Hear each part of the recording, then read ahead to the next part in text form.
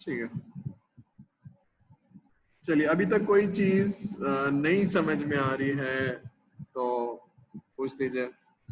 ये कोई साहब हैं जो क्यू कॉम बीटीडी है, इनको जरा अपनी आईडी चेंज कर लीजिए ताकि सर को परेशानी ना हो।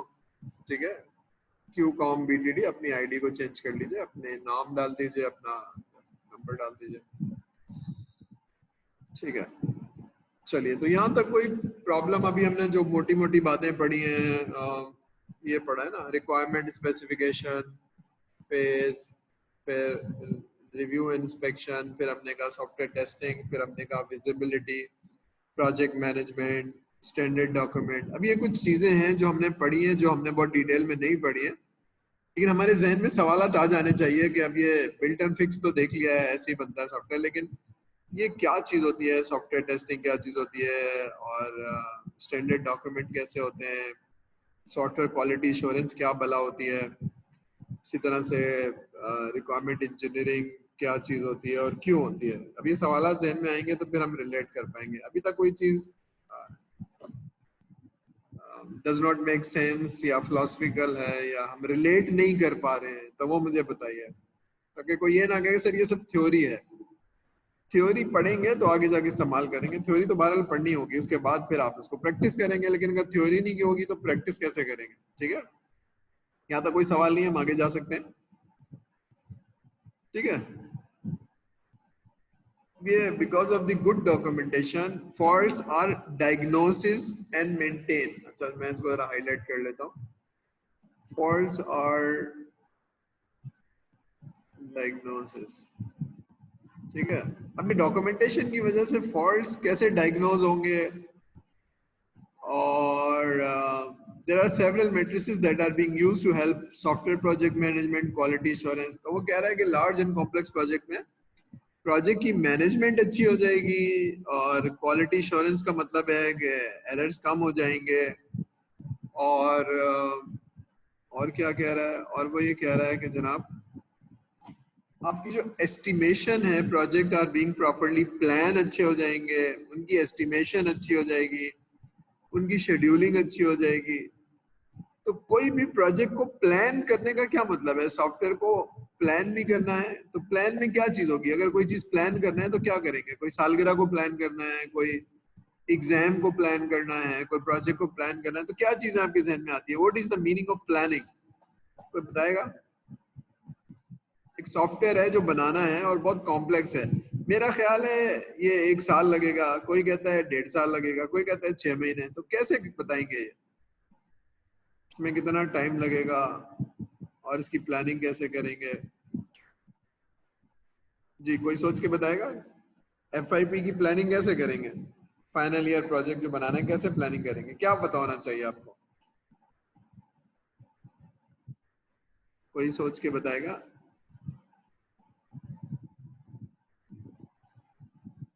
कोई? एक मिनट,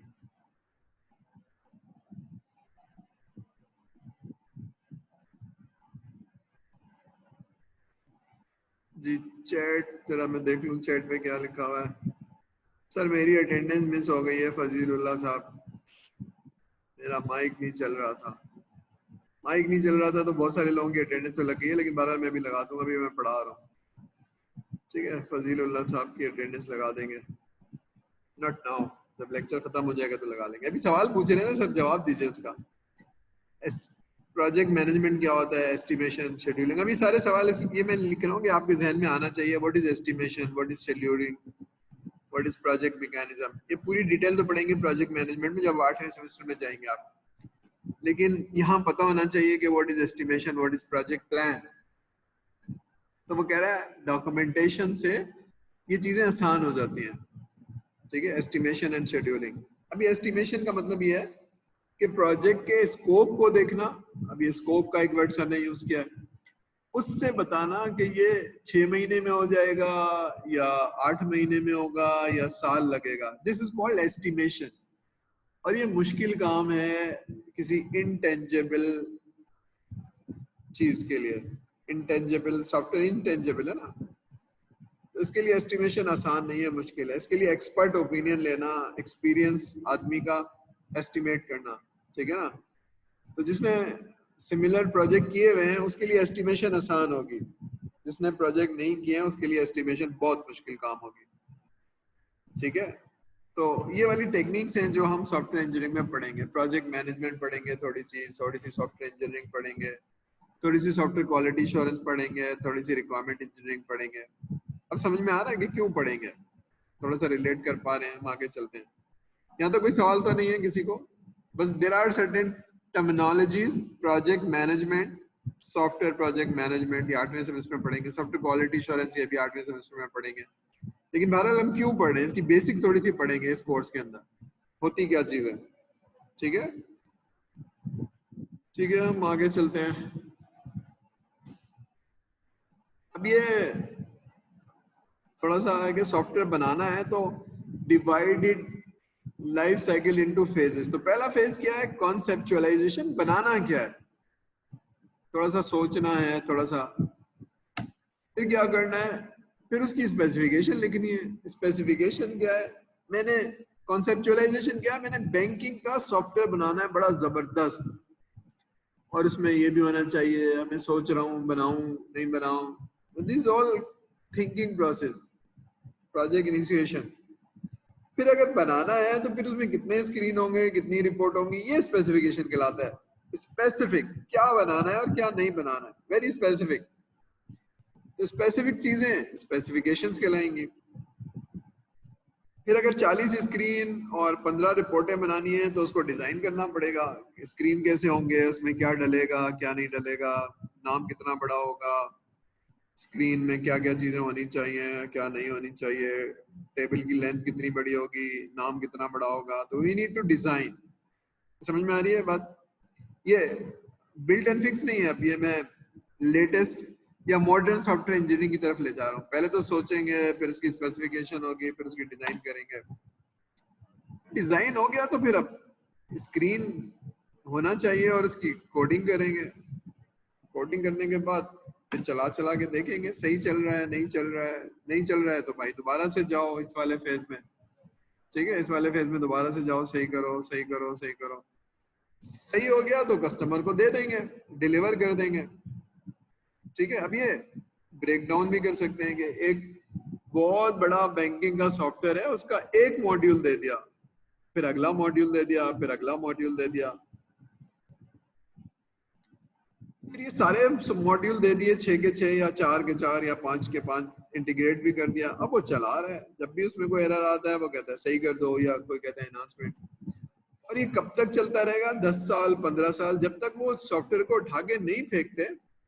तो फ्रॉम दी कॉन्सेप्चुअलाइजेशन, स्पेसिफिकेशन, जब तक वो रिटायर नहीं हो जाता, नया सॉफ्टवेयर नहीं आ जाता, तब तक हमको चलाते रहना है, मेंटेन भी करना है।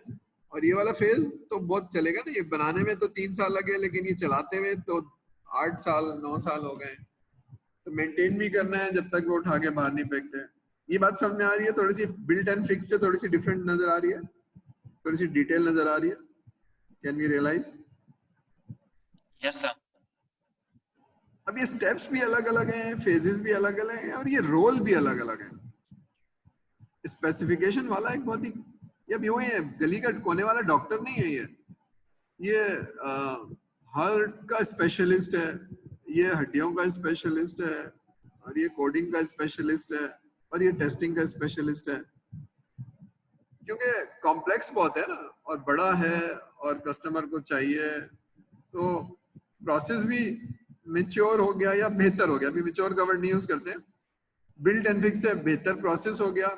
इस प्रोसेस से गलती के इम्कान कम हो गए हैं, तो ये प्रिवेंशन कहला रही है। पहले वाले में गलती इंड्यूस हो जाती थी, लेकिन ये करने से गलती कम हो जाती है, तो दिस इज कॉल्ड प्रिवेंशन। पहला। दूसरा क्या है? दूसरा ये कि जो रिक्वायरमेंट लेने वाला काम था, अगर वो डेवलपर करता था तो बहुत गलतियों के चांस है, वो डेवलपर नहीं करेगा, उसको अलग से ट्रेनिंग दी जाएगी स्पेसिफिकेशन के लिए, अलग से ट्रेनिंग दी जाएगी डिजाइनिंग के लिए, अलग से ट्रेनिंग दी जाएगी टेस्टिंग करने के लिए।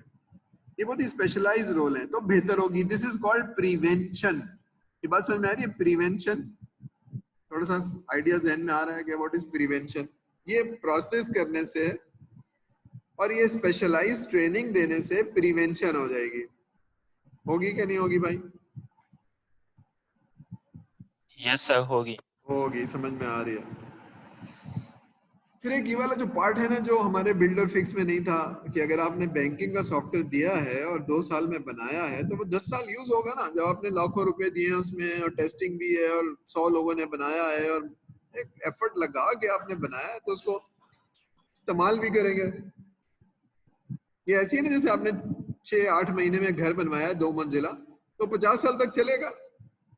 तो घर में तो कोई चेंज करने की जरूरत नहीं, लेकिन सॉफ्टवेयर में चेंज करने की जरूरत है। कोई नई रिपोर्ट चाहिए, नई चीजें चाहिए, ठीक है। तो घर में कोई मेजर चेंज नहीं होती है ना, सिवाय इसके कि खिड़की टूट गई तो दूसरी लगा ली, दरवाजा टूट गया तो दूसरा लगा लिया। कोई मेजर चेंज नहीं है कि दीवार गिरा के दूसरी, वो भी होता है लेकिन बहुत रेयर होता है। तो you use it for longer time. लेकिन सॉफ्टवेयर में ऑब्सलीशन, ऑब्सलीट जल्दी जल्दी हो जाएगा। ऑब्सलीट करने का मतलब प्रोग्राम बेकार नहीं हो गया, ऑब्सलीट का मतलब है कि चीजें चेंज, रिक्वायरमेंट चेंज हो गई, उसकी चीजें चेंज हो गई। तो थोड़ा सा हम समझ पा रहे हैं लेटेस्ट डेवलपमेंट लाइफ साइकिल को। यानी ये वही काम जो 2 पार्ट में होता था, रिक्वायरमेंट एंड कोडिंग। ये वाला पार्ट, ये रिक्वायरमेंट और कोडिंग, रिक्वायरमेंट एंड कोडिंग। तो यहाँ बहुत सारे स्टेप आ गए।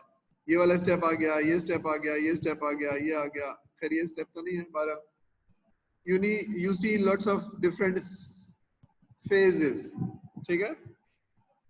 तो हम आगे चलें, going to the detail of that lecture, ठीक है। ये प्रॉब्ली द लास्ट स्लाइड, जी that was the last slide. यहाँ तक बात समझ में आ गई तो हम दूसरा खोल लेते हैं, ठीक है।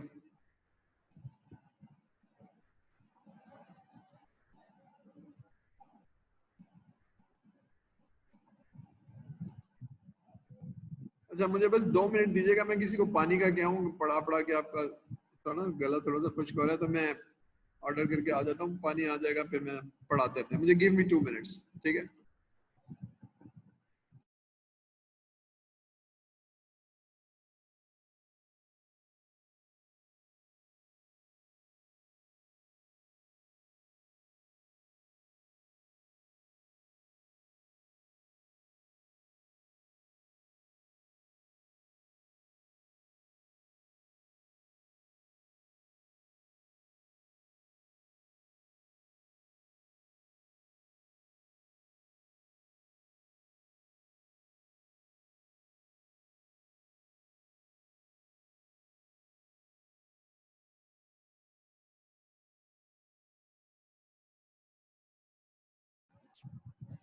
चलिए, पानी आ जाएगा, मैं पी लूंगा। तो यहाँ तक कोई सवाल, कोई चीज नहीं समझ में आ रही है तो फिर हम आगे चलते हैं। और अब हम एक्चुअली सॉफ्टवेयर इंजीनियरिंग अब पढ़ना शुरू किया है। अभी तक जो था वो हम लॉजिक या कॉन्सेप्चुअली अपने आप को सही कर रहे थे कि पुराने जमाने में क्या होता था, उसके क्या नुकसान थे, व्हाट वाज द लिमिटेशन। तो तो ये मैं वाला पार्ट स्किप करता था, तो बच्चे कहते थे कि भाई ये थ्योरी पढ़ा रहे हैं। तो थ्योरी तो हम पढ़ रहे हैं, लेकिन थ्योरी नहीं पढ़ेंगे तो इस्तेमाल कैसे करेंगे, ठीक है। अब जरा हम थोड़ी सी इंजीनियरिंग को या लाइफ साइकिल को समझते हैं। कोई भी सॉफ्टवेयर का स्कोप होगा और उसकी प्लानिंग होगी, जो हमने अभी बात की थी ना, प्रोजेक्ट मैनेजमेंट, सारी चीजें। I am not going into that detail, but थोड़ा सा डिस्कस करके हम आगे जाएंगे इसको। ये वो वाला फेज है जो अभी आपने पढ़ा है कि बिल्ड एंड फिक्स के against requirement, design, development, testing है। और फिर ये वो वाला फेज है जिससे आप एक बिल्ड रिलीज करेंगे। अब ये टर्मिनोलॉजी किसी वजह से है, क्योंकि जब आप इंडस्ट्री में जाएंगे तो ये वाली टर्मिनोलॉजी होगी, बिल्ड रिलीज करो। बिल्ड रिलीज होगी तो सॉफ्टवेयर के पास, कस्टमर के पास डिप्लॉय होगी। डिप्लॉय होगी, उसकी यूएटी होगी, यूजर एक्सेप्टेंस टेस्ट होगी। ये लिखते जाइए, और फिर वो ऑपरेशन पे आएगा और मेंटेन होगा।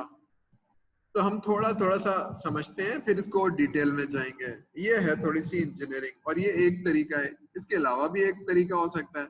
ये तरीका है ट्रेडिशनल, इसको कहते हैं वाटरफॉल, लेकिन एजाइल भी हो सकता है। तो वाटरफॉल क्या चीज होती है, एजाइल क्या होती है, वो भी हम पढ़ेंगे। अभी थोड़ी थोड़ी टर्मिनोलॉजीज को समझते हैं, ठीक है।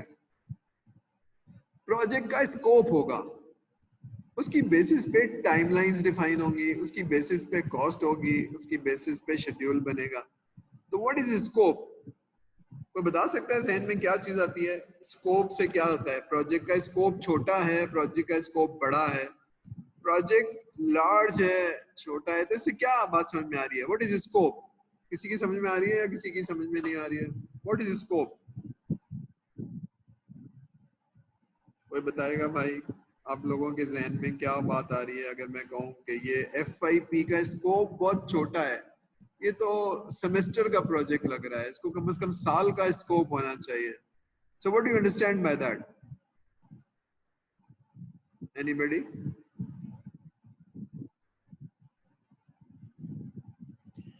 सर कितना प्रोजेक्ट में कितना टाइम लगेगा, उसकी टाइम एस्टिमेशन हाँ, टाइम कि एस्टिमेशन तो है, मगर किसकी बेसिस पे हो रही है? What is scope? स्कोप किसे कहेंगे? स्कोप की बेसिस पे टाइम होगा। Thank you.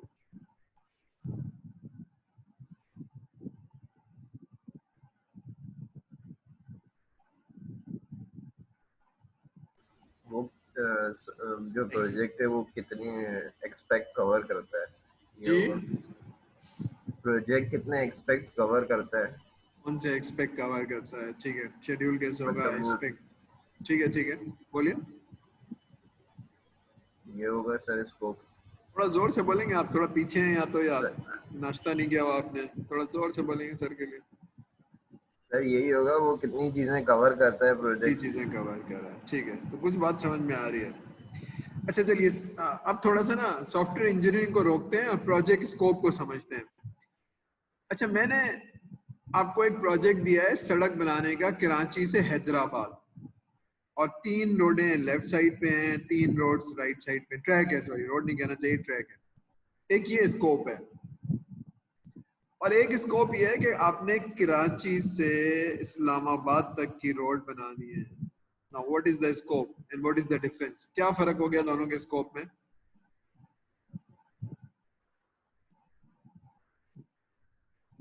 क्या फर्क हो गया भाई? कोई बताना चाह रहा है जी? तो चलें, आप लोग नहीं बता रहे हैं तो सर खुद ही बता देते हैं। कराची से हैदराबाद की जो रोड है उसका स्कोप लेस है, छोटी सी रोड है, यानी 100 मील की।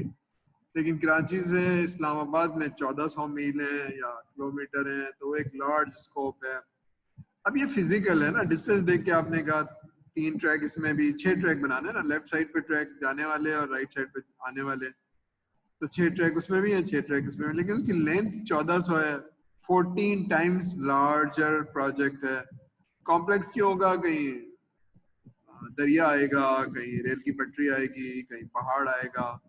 हैदराबाद में बस छोटी सी जगह है जहाँ पहाड़ आता है, छोटी सी टीला आता है, बाकी तो एक फ्लैट रोड है। ठीक है, इतनी कॉम्प्लेक्सिटी नहीं है। You understand? फिजिकली प्रोजेक्ट के अंदर समझ में आ रहा है कि कॉम्प्लेक्सिटी, लंबा, दूर, बड़ा, दीज आर द स्कोप। तो जितना स्कोप ज्यादा होगा उतना टाइम ज्यादा लगेगा, एफर्ट ज्यादा लगेगी, कॉस्ट ज्यादा लगेगी। फिजिकल में तो बहुत आसान है, लेकिन सॉफ्टवेयर में क्योंकि डिटेल नजर नहीं आ रही है, इसलिए एस्टिमेट करना, उसके स्कोप को लॉक करना बहुत जरूरी है, क्या होगा और क्या नहीं होगा। ठीक है, तो अगर आप इंजीनियर हैं तो आपको तो बहुत सारी चीजें नजर आ रही है, क्या होगा डेटाबेस की फॉर्म में, रिपोर्टों की फॉर्म में, लेकिन कस्टमर को बेचारे को नजर नहीं आ रहा है, तो इसलिए एग्रीमेंट नहीं आ पाता है और फिर झगड़ा होता है, क्योंकि इनटेंजिबल है ना। टेंजिबल में क्या है, आपको मैं कहूँ सुजुकी इतने की है और मर्सिडीज इतने की है, तो कोई झगड़ा नहीं होगा, क्योंकि सुजुकी भी देख सकते हैं और मर्सिडीज भी देख सकते हैं, चला के देख के उसकी लग्जरी। लेकिन मैं कहता हूँ एक छोटा सॉफ्टवेयर है और ये बहुत बड़ा सॉफ्टवेयर है, तो दोनों ही सीडी में आ जाते हैं, छोटी सी, या यूएसबी में आ जाते हैं, तो ये कस्टमर के लिए देखना जरा मुश्किल होता है, स्कोप को लॉक करना मुश्किल होता है। यहाँ तक बात समझ में आ रही है? इसकी डिटेल में नहीं जाऊंगा क्योंकि ये प्रोजेक्ट मैनेजमेंट का कोर्स है, लेकिन बस स्कोप एक चीज है, कितना काम, उसको क्वांटिफाई करना जरा मुश्किल है, लेकिन कितना काम है, कितनी रिपोर्ट्स हैं, कितनी स्क्रीन है, कितनी कॉम्प्लेक्सिटी है, उसकी बेसिस पे प्लानिंग होगी। छोटा है तो कम टाइम लगेगा, बड़ा है तो ज्यादा टाइम लगेगा, उसकी बेसिस पे रिक्वायरमेंट डिजाइन एंड डेवलपमेंट होगी और बिल्ड रिलीज की जाएगी। यहाँ तक बात समझ में आ रही है? Yes sir. चलिए इसको यहाँ रोक लेते हैं, लेफ्ट साइड को, जरा राइट साइड पे चलते हैं। अब एक सॉफ्टवेयर लेटेस्ट टेक्निक्स या प्रैक्टिसेस से हमने डिजाइन किया, डेवलप किया और टेस्ट किया और बिल्ड रिलीज किया। अभी बिल्ड रिलीज करने के बाद मैंने बैंक को दे दिया, तो बैंक क्या करेगा, अपने सर्वर पे डिप्लॉय करेगा। ठीक है, डिप्लॉय करते ही गो लाइव, अब ये गो लाइव की टर्मिनोलॉजी लिख लीजिए। गो लाइव का मतलब है लाइव नहीं करेगा, पहले डिप्लॉय करेगा, फिर यूजर एक्सेप्टेंस टेस्ट करेगा, चला चला के देखेगा कि डेटा सही है कि नहीं है, सॉफ्टवेयर सही है कि नहीं है, कोई बग है कि नहीं है। यूजर एक्सेप्टेंस टेस्ट, एक टेस्टिंग आपने की है, ये वाली टेस्टिंग आपने की है या आपकी क्यूए टीम ने की है, टेस्टिंग टीम ने की है, इसको कहते हैं लैब टेस्टिंग। आपने अपने सॉफ्टवेयर हाउस में की है ना, या अगर आप आईटी डिपार्टमेंट तो आपने की है, ये वो वाली टेस्टिंग नहीं है, ये यूजर कर रहा है, यूजर एक्सेप्टेंस टेस्ट। ये टेस्ट है, उसी तरह से करेगा, लेकिन वो टेस्ट इंजीनियर नहीं है आपका, लेकिन चला चला के चेक करेगा। ठीक है, तो यूजर एक्सेप्टेंस टेस्ट, और सारा टेस्ट सही हो जाएगा तो कहेगा गो लाइव। ठीक है, मैं थोड़ा सा लिख देता हूँ ताकि आपको टर्मिनोलॉजी याद रहे।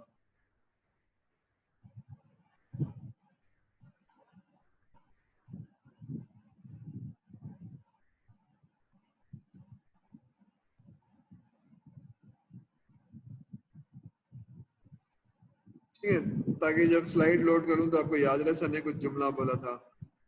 यूएटी करने के बाद क्या होगा, गो लाइव होगा।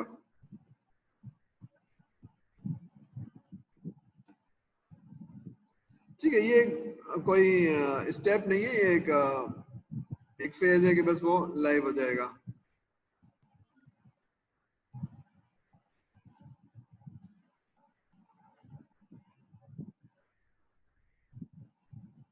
ठीक है,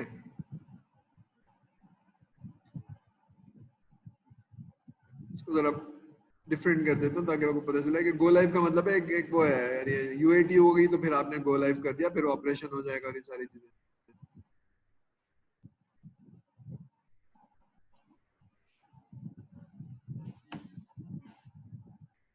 ठीक है, अभी तक क्या समझ में आया, ये सॉफ्टवेयर का स्कोप, प्लानिंग, और फिर ये डेवलपमेंट लाइफ साइकिल जो लाल रंग के अंदर है, उसका आउटपुट क्या है, एक सॉफ्टवेयर का बिल्ड रिलीज हो गया।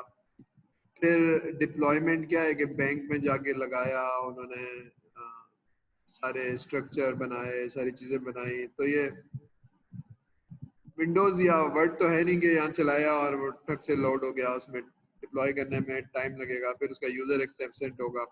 यूजर एक्सेप्टेंस हो गया, चल गया एंड एवरीथिंग इज ओके, अब उसको बैंक लाइव करेगा। ठीक है, बैंक लाइव करेगा और ऑपरेशन में चला जाएगा। तो लाइव करने से पहले पूरी टेस्टिंग होती है, चीजें चेक की जाएंगी, डेटा चेक किया जाएगा, लोगों को ट्रेनिंग दी जाएगी चलाने की। ठीक है, उसके बाद उसको ऑपरेशन किया जाएगा, लाइव किया जाएगा, फिर वो चलता रहेगा सालों, 2 साल 3 साल। यहाँ तक बात समझ में आ रही है? किसी को कोई चैलेंज तो नहीं है कि कोई थ्योरी और ये सारी चीजें, कोई मसला तो नहीं हो रहा? बात से समझ में आ रही है? अभी मैं थोड़ा सा स्लो जा रहा था, अब थोड़ा सा हम स्पीड में जाएंगे क्योंकि अब हमें समझ में आना शुरू हो गया है बैकग्राउंड। तो कोई टर्मिनोलॉजी, अब ये लिखते जाइए टर्मिनोलॉजी, जब सेमेस्टर खत्म होगा ना तो टर्मिनोलॉजी आपके बिल्कुल याद होनी चाहिए आपको, यानी क्लियर होनी चाहिए, और आप इंडस्ट्री में जाएं तो आप ये बोल सकेंगे इसका यह मतलब होता है, इसका ये मतलब होता है, बिल्ड रिलीज का क्या मतलब होता है, गो लाइव का क्या मतलब होता है, यूएटी का क्या मतलब होता है, स्कोप का क्या मतलब होता है। You should have those terminologies very clear in your mind. तो जब आप इंडस्ट्री में जाएंगे तो उनकी जुबान में बात कर पाएंगे, ये थ्योरी नहीं है, उनसे उनकी जुबान में बात कर पाएंगे, और वो पूछेंगे बिल्ड रिलीज का क्या मतलब है, तुम क्या समझते हो उसे, फिर आप बताएंगे तो दिल गेट इम्प्रेस्ड कि अच्छा ये तुम्हें पढ़ा है, तुमने पता है, तुम्हें समझ में आ रहा है। तो ये प्रोसेस थोड़ा सा प्रैक्टिस किया होगा अपने 7th और 8th सेमेस्टर में, लेकिन आपको ये सारी चीजें पता होंगी, डिजाइनिंग क्या चीज होती है। यहाँ तक क्लियर है? हम आगे चलें, किसी को सवाल तो नहीं है, मैं ज्यूम कर रहा हूँ कि समझ में आ रहा है, हम आगे चलते हैं। अब थोड़ा सा हम अपने दिमाग को क्वेश्चन करके रियलाइज कराते हैं। तो क्या प्रोसेस क्वालिटी और प्रोडक्ट क्वालिटी में कोई रिलेशनशिप है? जवाब तो आना चाहिए। यानी अगर मैं कोई प्रोडक्ट बना रहा हूं तो उसके process has any relationship with that product? जी स्टूडेंट्स, कोई सोच के बताएगा सर।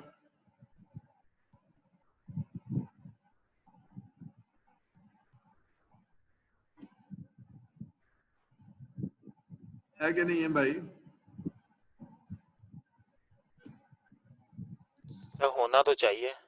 सर होना तो चाहिए, आपकी ये बात दुरुस्त है कि सर जवाब नहीं पता है, लेकिन बहरहाल कॉमन सेंस ये कह रहा है कि अगर अच्छा प्रोसेस होगा तो प्रोडक्ट की क्वालिटी अच्छी होगी। ये बात आपकी दुरुस्त है। चलिए, मेरे दिल रखने के लिए कुछ तो आपने जवाब दिया।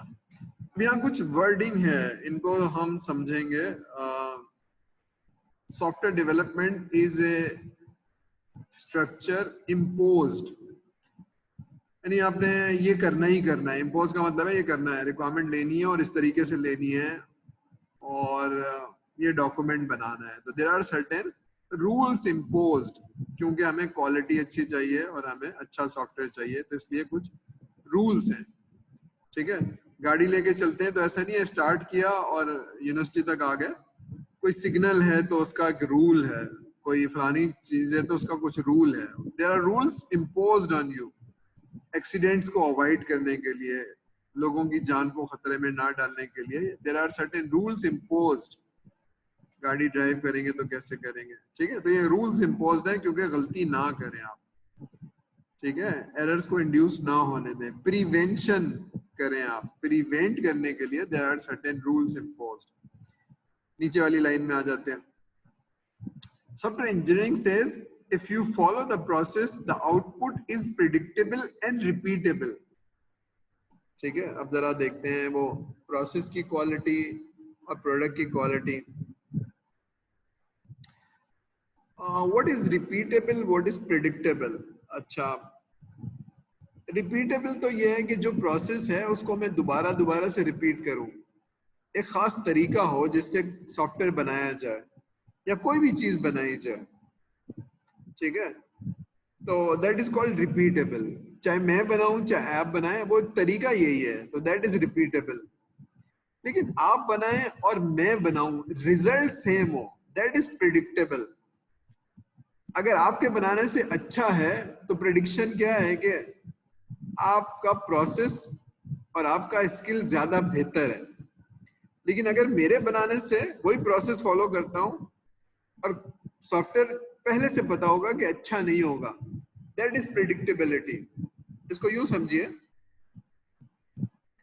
डीएचएस सुफा के 5 स्टूडेंट ग्रेजुएट होते हैं और एक सॉफ्टवेयर हाउस खोल लेते हैं, और एक उन्होंने सॉफ्टवेयर इंजीनियरिंग भी पढ़ी होगी और वाटरफॉल का तरीका वो रिपीटेबल तरीका है, रिक्वायरमेंट लेंगे डिजाइन करेंगे, रिपीटेबल तरीका उन्होंने अडॉप्ट कर लिया, वो एक सॉफ्टवेयर बनाते हैं। और कुछ लोग हैं जो सिस्टम्स लिमिटेड में काम करते हैं और 5 साल से सॉफ्टवेयर बना रहे हैं। आपके ख्याल में किसका सॉफ्टवेयर अच्छा होगा? Can you predict? डीएचएस सुफा वालों का ज्यादा अच्छा होगा जो सिस्टम्स लिमिटेड में 5 साल से बना रहे हैं। कैन यू प्रेडिक्ट किसका अच्छा होगा? कोई सोच के बताएगा भाई? तो सिस्टम लिमिटेड का अच्छा होगा। जिसका? सिस्टम लिमिटेड का। आपकी आवाज नहीं आई, फिर से बोलिए। सिस्टम लिमिटेड का अच्छा होगा। हाँ, आप प्रेडिक्ट कर सकते हैं ना कि किसका अच्छा होगा। सच बोले, सच प्रेडिक्ट कर सकते हैं ना, जिसका एक्सपीरियंस अच्छा होगा, जिसको चीजें आती होंगी। ठीक है, तो रिपीटेबल एंड प्रेडिक्टेबल। तो अगर मैं बताऊं कि जिसका एक्सपीरियंस नहीं है, जिसने सॉफ्टवेयर इंजीनियरिंग नहीं पढ़ी, तो मैं प्रेडिक्ट कर सकता हूं कि सब पॉसिबिलिटी है कि सॉफ्टवेयर अच्छा नहीं होगा। ठीक है, चलिए इसको यूं समझ लीजिए कि अम्मी बिरयानी बनाए और बहन बनाए, तो क्या प्रिडिक्शन है कौन अच्छा बनाएगा? तुक्के की बात नहीं हो रही, फ्लूक की बात नहीं हो रही है कि कभी बन भी सकता है अच्छा फलाने से, लेकिन बहरहाल व्हाट इज द प्रिडिक्शन, कौन अच्छा बनाएगा? कौन अच्छा बनाएगा भाई? सर अम्मी। अम्मी अच्छा बनाएंगी, क्यों? अब ये जरा बात है, why do you predict that somebody has experience, knowledge and has a repeatable process will develop something good?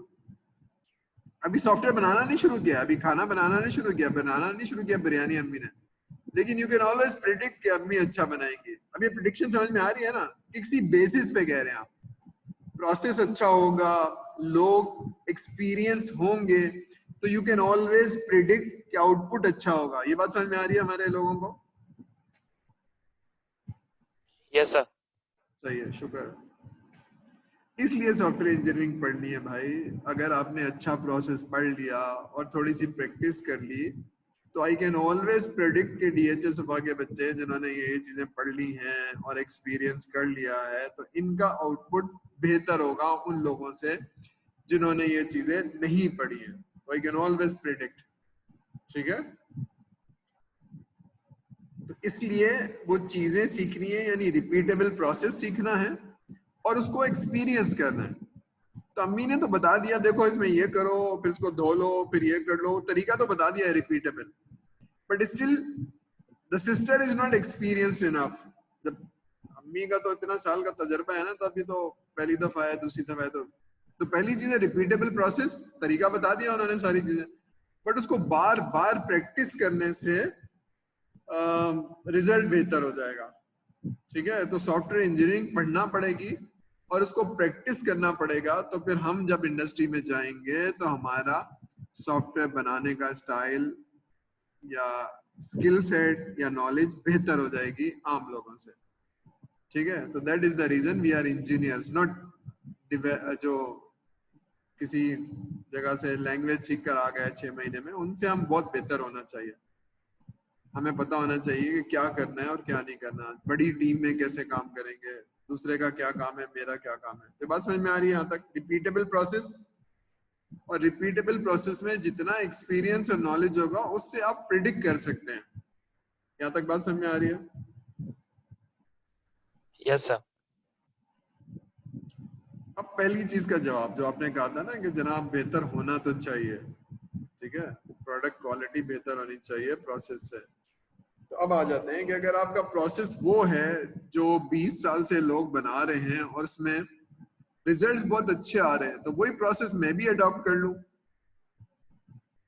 तो मेरा प्रोसेस जो है वो 20 साल टेस्टेड है, मेच्योर है, उसको मैंने अडॉप्ट कर लिया, तो पॉसिबिलिटी है कि प्रोडक्ट की क्वालिटी बेहतर होगी। अब ये पहली बात है। दूसरी बात ये कि उस प्रोसेस को बार बार प्रैक्टिस करूं, बार बार प्रैक्टिस करूं। अभी तो मैंने सिर्फ पढ़ा है ना, फिर बार बार प्रैक्टिस करूं तो गलती कर करके मैं सीख जाऊंगा, एक्सपीरियंस हो जाएगा।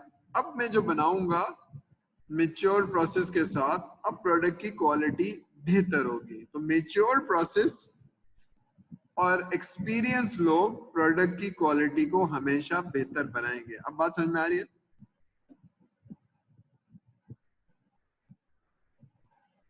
Yes sir. तो जो आपने कहा था होना तो चाहिए, तो अब आप इट मेक सेंस कि प्रोडक्ट की क्वालिटी कैसे बेहतर होती है अगर वो तरीका जिससे लोग बनाते हैं, जिस जो तरीके से अम्मी बनाती हैं वही तरीका मैंने भी सीख लिया, लेकिन फिर उसमें प्रैक्टिस करने की जरूरत है। 10 दफा बिरयानी बना बना के खिलाई लोगों को, तो फिर वो मेरा भी लोगों ने कहा कि अब तुम बहुत अच्छा बनाने लगे हो। ठीक है, ठीक है। तो प्रोसेस क्या होता है? ये प्रोसेस होता है, जरा देख लेंगे इसको, मैं एक्सप्लेन नहीं करूंगा, ये समझ में आ रहा होगा कि प्रोडक्ट क्या चीज है। Product is coffee. प्रोसेस क्या है? गर्म पानी, कॉफी, चीनी और दूध मिलाओगे तो ये प्रोसेस है। तो पहले ये करते हैं फिर वो करते हैं, तो इसका जो भी प्रोसेस है वो करोगे तो पॉसिबिलिटी है कि वैसी ही कॉफी बनेगी जैसे फलाना बनाता है या बनाती है। तुम क्या करते हो जी? मैं कॉफी को पहले ग्राइंड कर लेता हूँ या कर लेती हूँ। तो ये भी जो भी प्रोसेस है, तो प्रोसेस में जो भी डिटेल है वो डिटेल आप डाल देंगे तो पॉसिबिलिटी है कि प्रोडक्ट की क्वालिटी वही होगी। ठीक है, तो software engineering is focus on process and it's maturity. ठीक है, mature process will have achieve project objective high quality product. अभी हाई क्वालिटी समझ में आ रही है?